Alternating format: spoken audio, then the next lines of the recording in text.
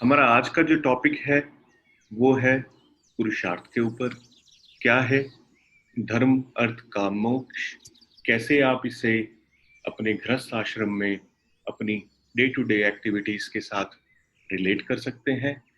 कैसे इसे आप एक अच्छे कंसल्टेंट, एक अच्छे वास्तु कंसल्टेंट के रूप में इम्प्लीमेंट कर सकते हैं? बड़ा ही इम्पोर्टेंट टॉपिक है। समझते आ गया तो जिंदगी के काफी द्वंद्व, जो मानसिक द्वंद्व हैं, वो दूर हो जाएंगे। जो क्लाउड्स हैं कंफ्यूजन्स के, वो छटने शुरू हो जाएंगे। लाइफ बहुत ही सिंप्लीफाइड वे में ड्राइव होने लगेगी।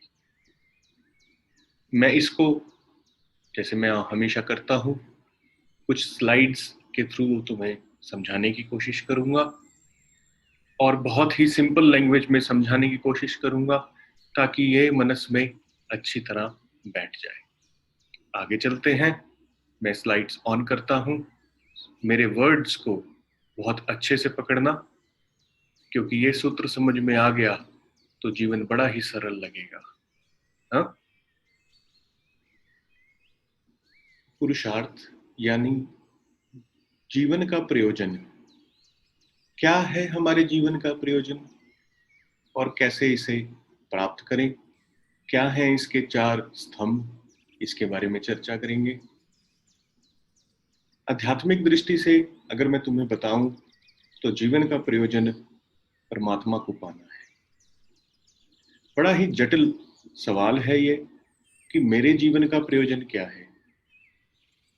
ये ऐसा ही है जैसे किसी के पास गए, किसी डॉक्टर के पास गए दिखाने के लिए कि फीवर लग रहा है, और उसने 500 रुपये अपनी कंसल्टेशन फीस ली और दवाई 4,000 की दे दी। ये ऐसा ही हुआ जैसे बीमारी से ज्यादा इलाज महंगा हो गया।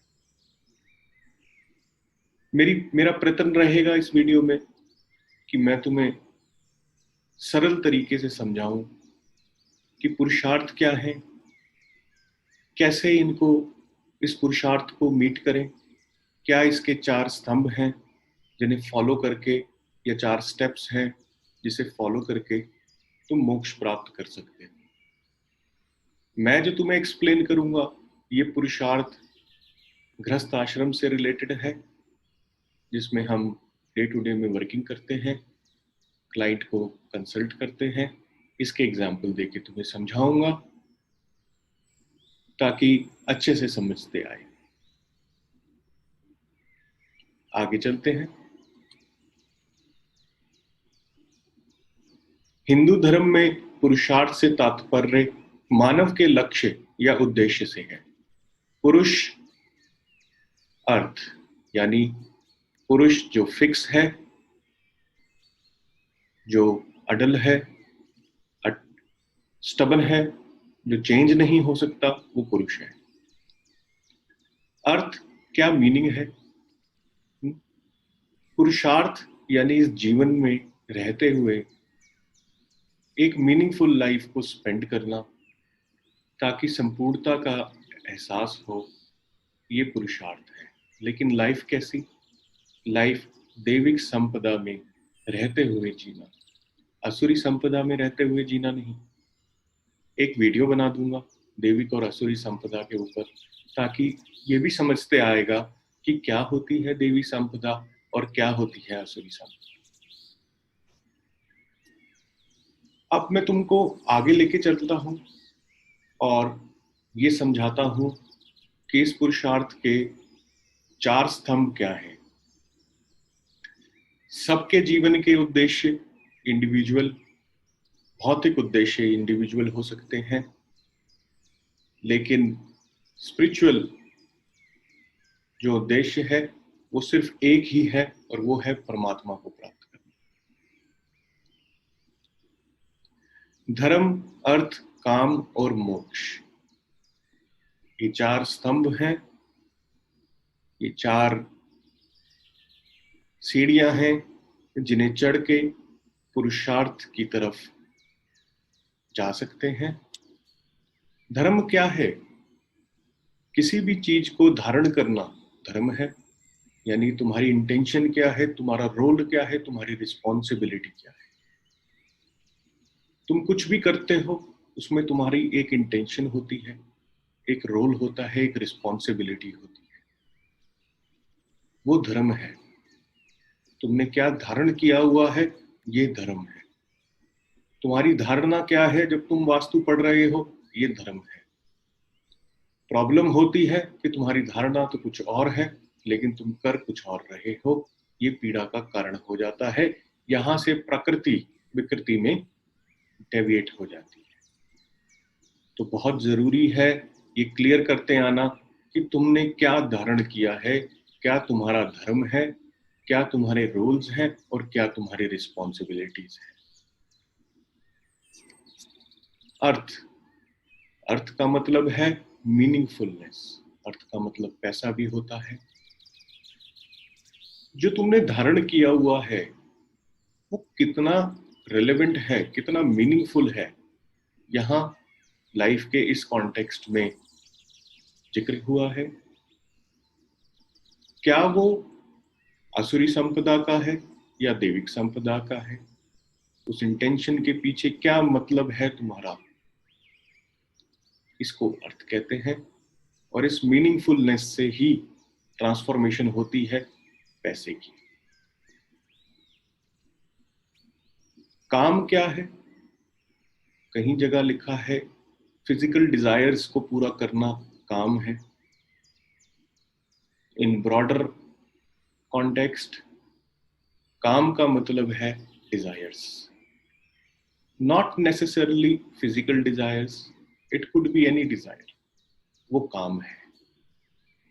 डिजायर्स एक ऐसा पुश है जो तुम्हें कुछ भी करने के लिए प्रेरित करता है। तो ये डिजायर्स हैं, पर वो कुछ भी देविक है या आसुरी संपदा से रिलेटेड है, ये अर्थ तय करता है, उसका मीनिंग तय करता है।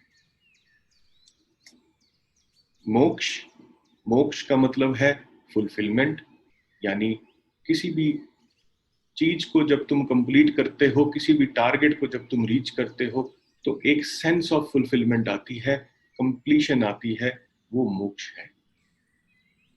धर्म, अर्थ, काम और मोक्ष ये प्रतिदिन के द्वंद्व है, प्रति क्षण के द्वंद्व है। हर क्षण तुम्हारे दिमाग में एक डिजायर उत्पन्न होती है।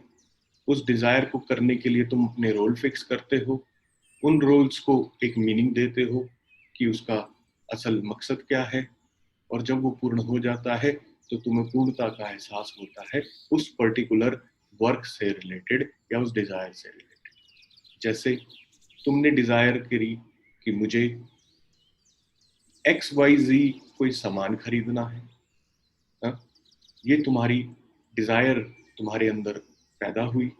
उसके लिए तुमने एक रोल फिक्स किया कि मैं इतने बजे उठूंगा, इतने बजे जाऊंगा, इतने बजे मुझे वहां पहुंचना है, उस व्यापारी से बात करनी है।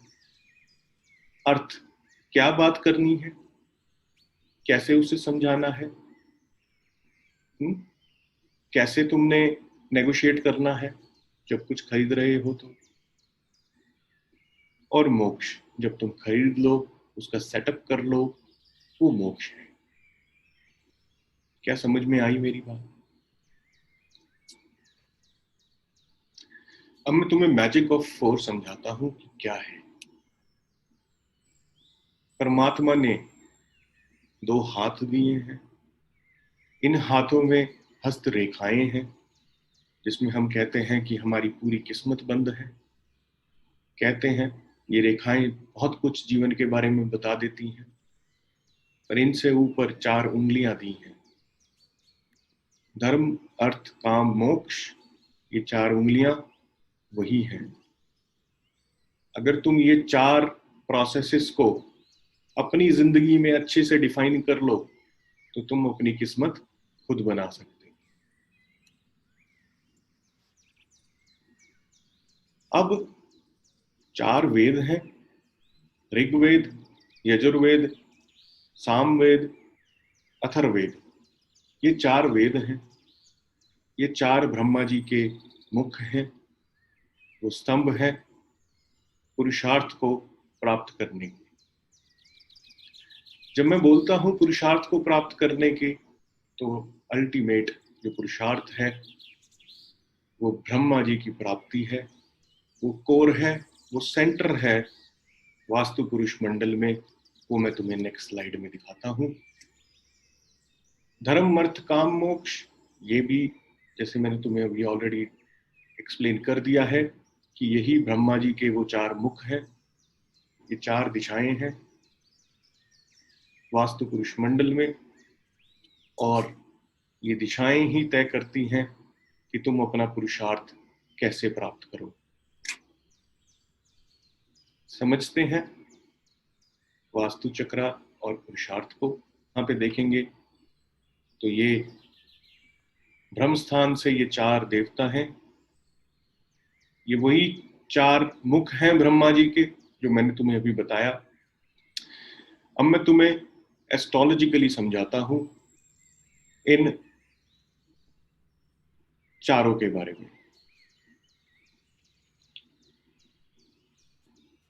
12 भाव हैं एस्ट्रोलॉजी में, हर भाव कुछ बोलता है। प्रथम भाव से हम सेल्फ को देखते हैं तो ये धर्म का है। दूसरा भाव हम पैसे से देखते हैं तो ये अर्थ का है। तीसरा तुम्हारी कम्युनिकेशन का है, काम। चौथा तुम्हारे मोक्ष का है।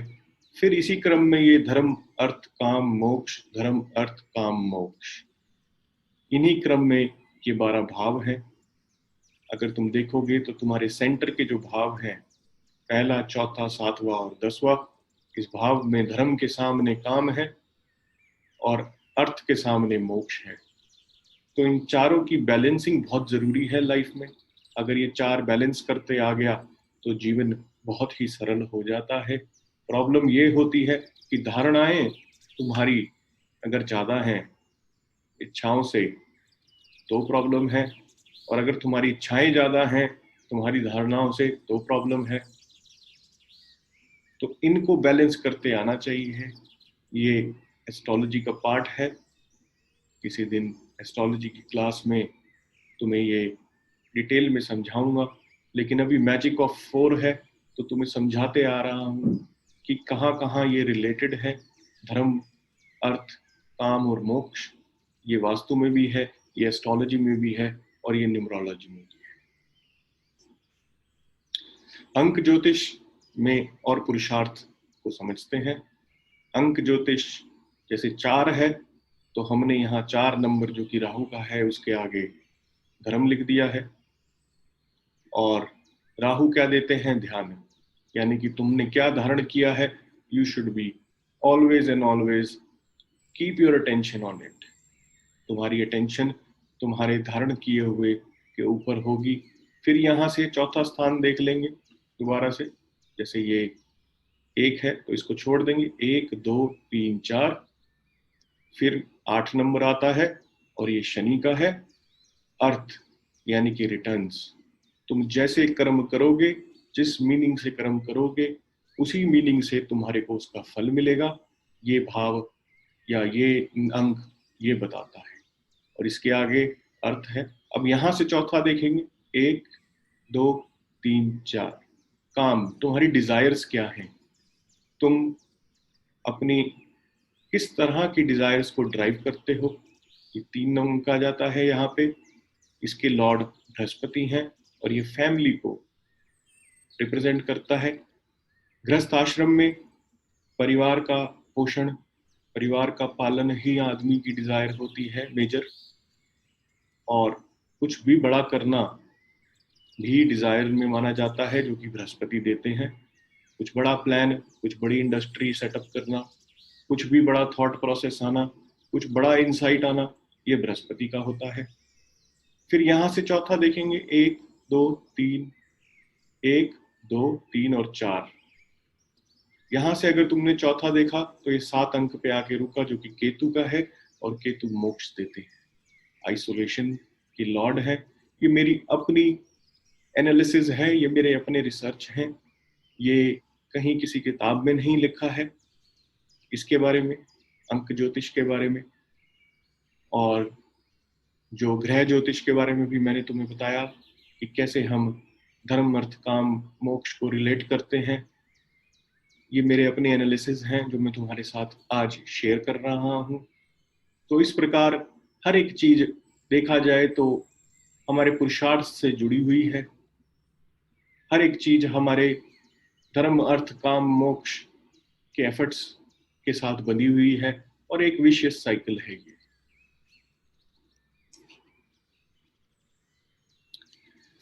एक अच्छे वास्तु कंसल्टेंट को कैसे इन 4 स्तंभों पर खरा उतरना चाहिए, कैसे इन्हें स्ट्रॉन्ग करना चाहिए, तुम्हारा धर्म क्या है।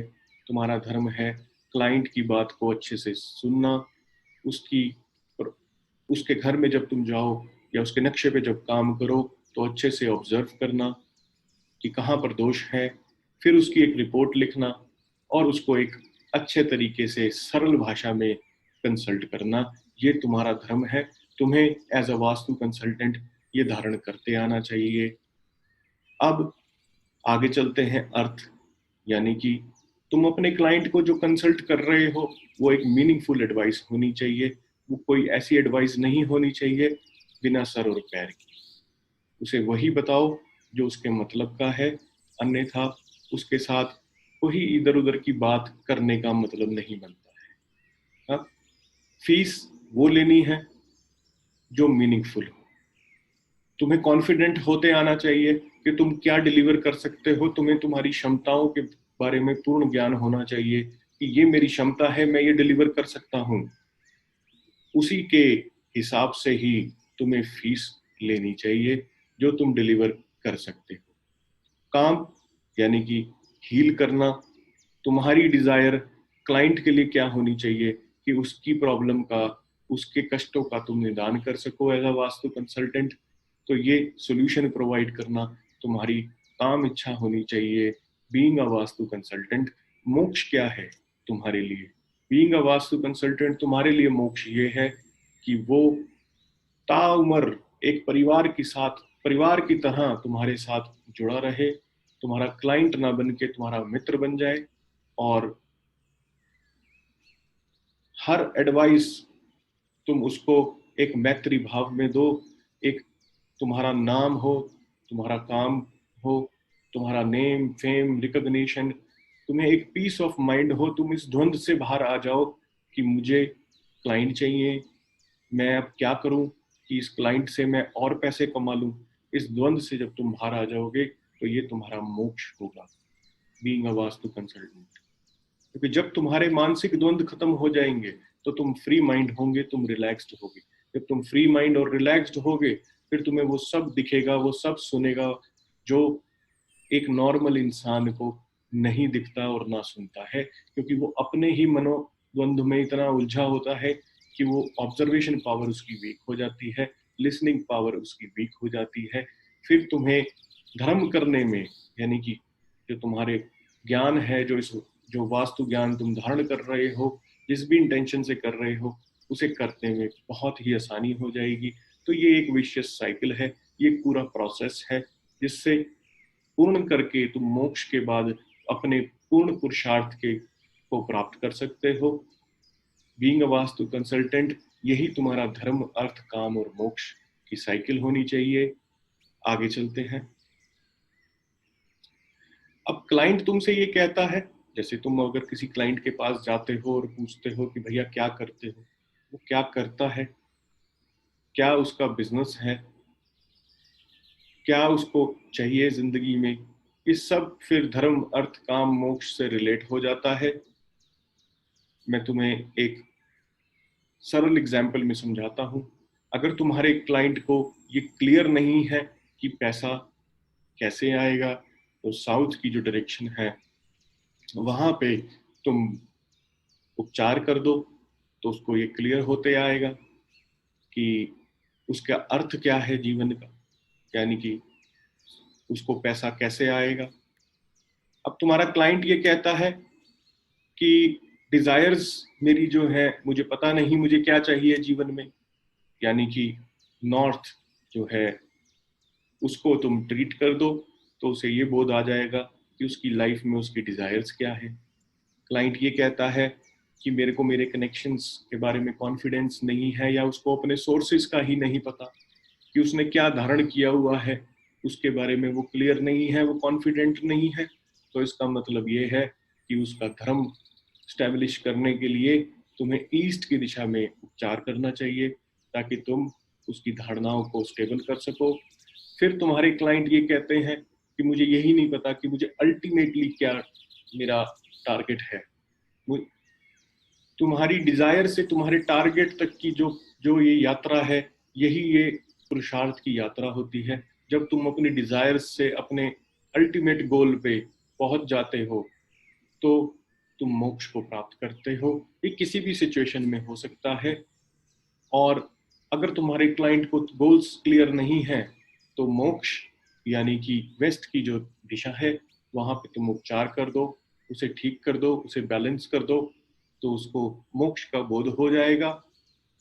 मरने के बाद का मोक्ष मुझे नहीं मालूम है, जीते जी के मोक्ष की मैं तुम्हें बात कर रहा हूँ। भगवान श्री कृष्ण गीता में कहते हैं, जो किसी भी प्रकार के मानसिक मानसिक द्वंद्वों से मुक्त हो गया, वो मोक्ष को प्राप्त। तो ये जो मानसिक द्वंद्व हैं हमारी जिंदगी के, चाहे वो हमारे खुद के हों, या पारिवारिक हों, या मैत्री भाव में हो, या बिजनेस से रिलेटेड हो, ये वो द्वंद्व हैं जिन्हें तुम पार पा जाओ तो तुम मोक्ष को प्राप्त कर लेते हो। नित्य प्रतिदिन हम इस साइकिल को प्रैक्टिस करते हैं, धर्म अर्थ काम मोक्ष की। तुम अपनी लाइफ में भी रिलेट करोगे इन चीजों को, तुम्हें पढ़ते पड़ेगा, तुम्हें जानते पड़ेगा कि इन इन चीजों को तुम कितना ज्यादा इम्प्लीमेंट करते हो अपनी लाइफ में। और ये बहुत सरल है, ये कोई इतना मुश्किल प्रोसेस नहीं है, प्रोवाइडेड कि यू शुड बी क्लियर। तुम्हें क्लियर होना चाहिए कि धर्म क्या है तुम्हारा, क्या धारण किए हो तुम, और वो कितना दैविक संपदा में है। फिर उसका मीनिंगफुल क्या कॉन्टेक्स्ट है जो तुमने धारण किया है, उसको तुम ट्रांसफॉर्म कैसे कर सकते हो इन फाइनेंशियल टर्म्स, क्या उसका मीनिंग है, कितना वो सार्थक है दैविक संपदा में रहते हुए। फिर से मैं बोल रहा हूँ, फिर तुम्हारी डिजायर्स क्या हैं, और उन डिजायर्स को तुम पूरा करोगे जैसे ही, तो तुम्हें एक कंप्लीशन का प्रोसेस, एक एक पूर्णता का आभास होगा। और जैसे ही वो पूर्णता का आभास होगा, वही क्षण मोक्ष है उस पर्टिकुलर प्रोसेस। तुमने धारण किया कि मुझे दान पुण्य करना है, फिर तुमने अपना अर्थ देखा कि कितना फाइनेंशियल स्टेबल हो तुम, कितना फाइनेंशियल बैकअप है उस दान पुण्य के लिए। डिजायर क्या थी? दान करना। अब कहाँ करना है ये भी तुमने सिलेक्ट कर लिया, मीनिंगफुल हो गया। फिर उस दान को करने के बाद जो तुम्हें प्राप्त हुआ संतुष्टि, वो मोक्ष है। क्या समझ में आई मेरी बात? बड़ा ही सिंपल प्रोसेस है।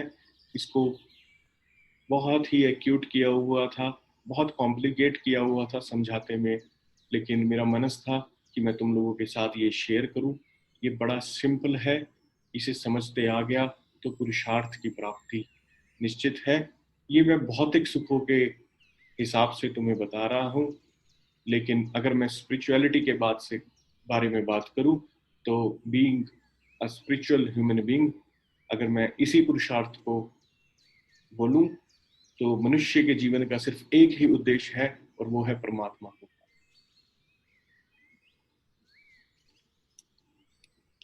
अब आगे चलते हैं। How to be authentic consultant. तुम अपने धर्म, अपने रोल्स और अपने डिजायर्स को बैलेंस कर लो। तुमने धारण किया है वास्तु, लेकिन तुम्हारी डिजायर है पैसा कमाने की। तुम कमाओ, तुम वास्तु की प्रैक्टिस भी करो, तुम ओकल्ट की प्रैक्टिस करो, लेकिन वो जो धारणा जो तुमने धारण किया हुआ है, अपनी डिजायर्स को बैलेंस करो। ऐसा ना हो कि ओवर एम्बिशियस हो जाओ और क्लाइंट के साथ लूट मार मचानी शुरू कर दो, जिसका कोई अर्थ नहीं। उसके भी पैसे लेने शुरू कर दो क्लाइंट से एज अ कंसल्टेशन फी। ये नहीं करना है, बैलेंस बना के रखना है। जैसे इसमें चित्र में आप देख रहे हैं, कितना सुंदर ये चित्र है। इसमें बैलेंस का बहुत ही अद्भुत एग्जाम्पल है। धर्म और काम, इनको बैलेंस करें। दूसरा सूत्र, टू बिकम ऑथेंटिक कंसल्टेंट, अर्थ और मोक्ष, यानी कि तुम्हारा पैसा, कितना तुम्हें पैसा चाहिए और कितनी तुम्हारी भूख है, इसको बैलेंस करो। अपनी भूख को अपने नियंत्रण में रखो पैसे की, और क्लाइंट से रीजनेबल चार्ज करो। अगर तुम इन चारों का पालन करते हो और इस साइकिल को मेंटेन करके रखते हो तो तुम पुरुषार्थ को पा गए हो गृहस्थ जीवन में। आज के लिए इतना ही। मैं उम्मीद करता हूं कि जिस सरलता से मैंने तुम्हें ये समझाया है, क्या है धर्म अर्थ काम मोक्ष, क्या है पुरुषार्थ, तुम उसी सरलता से अपने जीवन में इन्हें इम्प्लीमेंट करोगे और उतने ही सरल रहोगे, क्योंकि जटिल तो दुनिया ऑलरेडी है बहुत। तुम्हें सरल होते आना चाहिए ताकि लोग तुम्हें समझ सके, तुम्हारे साथ कंफर्टेबल होके बात कर सकें, उन्हें एक मैत्री भाव की फीलिंग आए तुम्हारे साथ, और अपनी संपदा को दैविक संपदा बनाए रखना। मैंने जैसे कहा कि बहुत जल्द दैविक और असुरी संपदा के ऊपर तुम्हारे साथ एक वीडियो साझा करूंगा। उस वीडियो को देखना ताकि तुम्हें पता चलते चले कि क्या है दैविक और क्या है असुरी संपदा। फिर अपने खुद के एनालिसिस कर लेना कि तुम कितने दैविक हो और कितने असुरी संपदा से बने हो। फिर जो तुम्हारी विकृति है उसे वापस से अपनी प्रकृति में ले आना ताकि तुम अपने आप में रीइंस्टेट हो जाओ। और देखा जाए तो ये जो साइकिल है पूरी धर्म अर्थ काम मोक्ष की, ये भी तुम्हें हेल्प करती है कि तुम अपने आप में रीइंस्टेट हो जाओ। मेरी प्रभु से यही मनोकामना है कि तुम सब दैविक संपदा से जुड़ो और अपने जीवन के पुरुषार्थ को प्राप्त करो, और जो ये जिंदगी के द्वंद्व हैं, जो ये मानसिक द्वंद्व हैं, इनसे मुक्ति। आज के लिए इतना ही, मिलते हैं जल्दी।